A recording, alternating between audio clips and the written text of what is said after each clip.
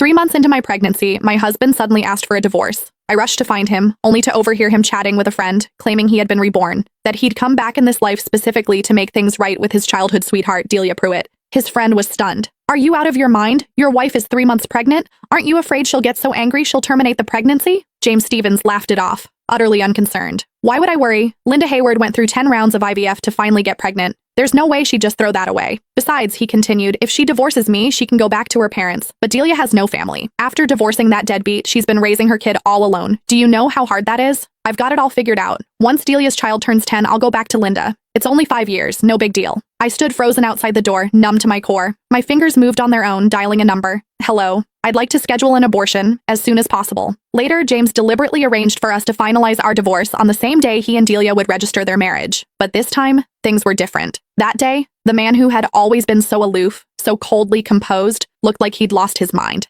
His eyes locked onto my flat stomach, his voice cracking with something close to hysteria. "Where's my child? Where's our child? You promised me you wanted to have a baby with me. Linda, are you sure you want to go through with this? After everything you went through for this baby?" My mother's voice broke over the phone and guilt twisted in my chest. She had been the happiest person in the world when she found out I was pregnant. She knew what it had cost me, a full year of choking down bitter herbal medicine, 9 failed IVF cycles. It wasn't until the 10th attempt that I finally conceived. The moment the test results came back positive, my mother had wept with joy. She believed that with a child, James and I would finally settle into a real marriage, that he would step up, become a responsible husband, learn to put family first. But today I realized how terribly wrong we had both been. The phone rang, sharp and insistent. I answered mechanically. James's voice cut through, cold and harsh. "Linda, how much longer are you going to drag this out? Even if I can't divorce you while you're pregnant, the moment that baby is born, I'm filing immediately. And let's be real, raising a child costs money. You've done nothing but sit at home since we got married, eating my food, spending my money. All you do is a little housework, that's it. No one's going to want a woman who just gave birth and comes with a brat attached. You have no income, no prospects. When the time comes, you won't get to keep the child. You won't get to keep me. You'll have nothing." Every word dripped with contempt. He reduced everything I'd given to this marriage, every sacrifice, every exhausting day, to nothing. And he called my baby a brat. It felt like a blade dragging across my heart,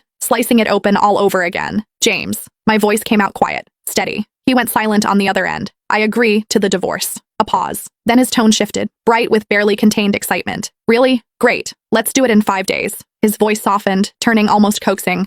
"Linda, don't worry. I just want to take care of Delia and her child. I won't cross any lines. Focus on your health. Have the baby safely. I'll come visit you and the child once a month. I've already bought so many clothes for the baby. I even picked out a name." He sounded almost giddy, but my mind was already drifting, detaching from his words. In that moment, I knew I had truly let him go. A soft chime broke through the haze, a text notification. My gaze dropped to the screen. "Dear Ms. Hayward, your abortion procedure is scheduled for 3 days."